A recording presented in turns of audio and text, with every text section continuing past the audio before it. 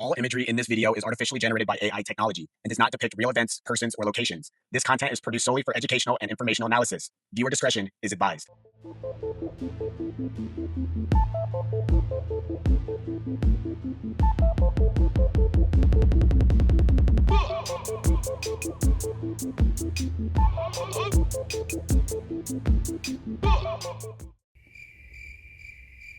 Hello there.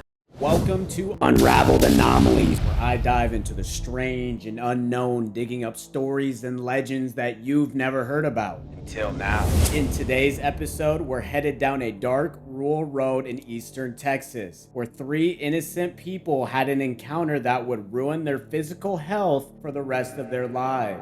A massive, flaming, diamond-shaped aircraft escorted by multiple military helicopters left Betty Cash, Vicky Landrum, and a 7-year-old boy named Colby Landrum with severe radiation poisoning. To this day, the government has denied that this event ever happened. Let's jump into it. It was December 29th, 1980 at around 9 p.m. Betty Cash was driving her friend Vicky Landrum and Vicky's grandson Colby home to Dayton, Texas after dinner. They were on a quiet 2-lane road surrounded by thick pine trees when they saw a bright light hovering just above the treetops. At first, they thought it was a plane heading for Houston, but as they got closer, they realized it was something else entirely.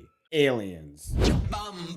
It's f***ing aliens. Come on now. They're in the middle of nowhere, Texas. It's 1980. They don't have cell phones to record anything. Of course, it's going to be an alien encounter. All the alien encounters happened in the 70s, 80s, 60s, 50s, 40s. Pre where you could just pull out your cell phone and record anything in 4K. It's going to be aliens. A massive diamond-shaped object the size of a water tower glowing white hot with flames shooting out of the bottom.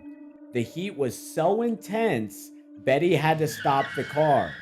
She and Vicky stepped out, and within seconds, their skin felt like it was on fire. Betty touched the door handle and it burned her hand. The car's dashboard was so hot, Vicky's handprint melted into it. Holy f***ing shit. Her whole handprint melted into the dashboard. Damn, that is son. Unbelievable. Do you know how much heat needs to be given off for your skin to feel like it's on fire? And then when you touch your car, your hands are getting seared. We're starting off literally hot, just like the Easdall woman video. And god damn, I think this one might be a little bit hotter. You sure about that? You sure about that? You sure about that? She was lit on fire while still Alive. the object hovered, roaring and beeping, then slowly rose. Suddenly, 23 helicopters, mostly large twin-rotor Chinooks, swarmed in from all directions and surrounded the craft like they were escorting it. The witnesses watched in terror as the whole formation moved off into the night. Well, well, well. Are we not surprised? The government is involved on some bullshit like this. Of course, dude. The f***ing US government. Give it up. Aliens and the government doing some shit together. Pretty sure the government has already verified or confirmed that aliens do exist. See guys, this is where our tax dollars are going to. Giant flaming aircrafts that are searing people's handprints to the dashboard of their cars. That's where all your hard work goes to, is just f***ing up normal people's lives. Thanks, US government. Within hours, all three became violently ill. Vomiting, diarrhea, blistering burns, pounding headaches, and burning eyes. Betty was hit the hardest. By New Year's that same year, she was so sick she couldn't walk or stand. On January 3rd, 1981, she was rushed to the hospital where doctors described her symptoms as a, quote, textbook case of radiation poisoning. Yep, that's what you get. That's what you get for just having a nice night out with a friend and her grandson. You get radiation poisoning like it's f***ing Fallout 4. Another settlement has sent word that they need our help. You need to shut the up. Imagine, dude, you're just going out to dinner like they were. You're just like, oh, nice night. We're in the middle of nowhere. It's super chill. Nothing's going on. and a giant flaming aircraft just heat shooting out of it everywhere. Your skin literally feels like you're on fire, trying to get in the car to get some cover, and you're just, Oh my God, my head! and that's what you get for going out to dinner and treating yourself for working hard. God damn, that really fucking sucks. I feel for Betty, Vicky, and Colby. This is a severely tough situation that most people can't relate to. She had massive blisters, hair falling out in clumps, and lesions all over her body. Vicky and little Colby, who was 7 years old at the time, suffered the same symptoms, though less severely. All three had elevated white blood cell counts and long-term health problems that never fully went away. Betty Cash would battle cancer multiple times and unfortunately passed away on December 29th, 1998.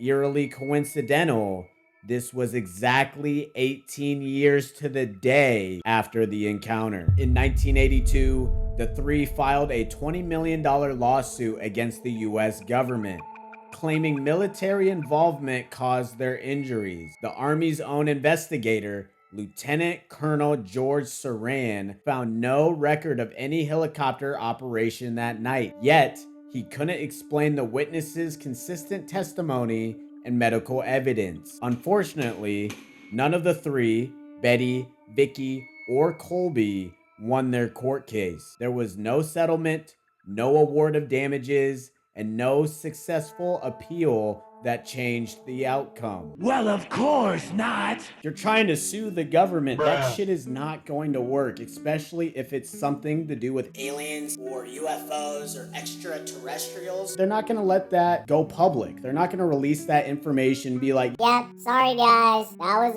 us. We were f***ing with aliens and they f***ed up your entire life. they're not going to admit it. You know, it's just word for word what they said versus what they said. Of course, the government's going to win. I mean, they literally had a military colonel guy investigate it for him. And he's like, Nope, nothing happened that night, but I have no idea how you have radiation fucking poisoning. and all these health complications that don't happen through normal circumstances. They couldn't get the bag. They didn't get a single thing. Bag secured, period. It doesn't solve everything, you know, getting money for battling through all this bullshit. I think they deserve to never work again, but they weren't even granted that. The government was just like, You just deal with it. and again, that's where our tax dollars go to. Way to go. Let's give another round of applause for the U.S. government. Brother, this guy Great job, stinks. guys. Crushing it. So what really happened on that fateful night on that two-lane Texas road? Number one, it was a secret U.S. military experimental aircraft, possibly nuclear-powered or plasma-propelled. And the helicopters were there to escort or recover it after a malfunction, and the government covered it up. Number two, it was an actual extraterrestrial, and the military was there trying to contain or follow the aircraft, explaining why they've never admitted to anything. Number three, it was some kind of black budget energy weapon or propulsion test gone wrong, and the witnesses were simply in the wrong place at the wrong time. Number two, I said it at the beginning of the video. I'm gonna stick with it now. Of course, it's aliens. I'm a big believer in aliens. Weird, buddy. You're weird. I think there is no way that we're the only people in this ginormous world with all these galaxies and planets and all this stuff. And I think the government was doing something, whether they were chasing one down, whether they were working together. I'm not entirely sure. I gotta stick with my guns here and say that shit was a UFO. And unfortunately, their entire lives got f***ed off of that. But these are just theories. and the truth may never be known. The Cash-Landrum Incident is a chilling reminder that sometimes the unknown doesn't just scare you, it physically destroys you. 3 normal, everyday people paid a terrible price for a truth the government still won't tell us. What do you think happened that night? Was it a secret military experiment, an alien aircraft, or something much, much darker?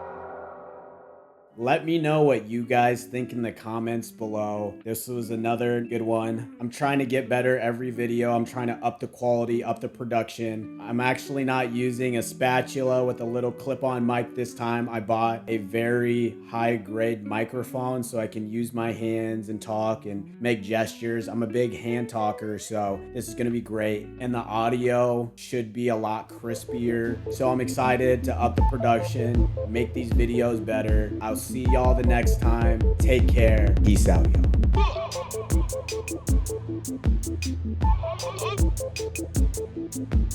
y'all.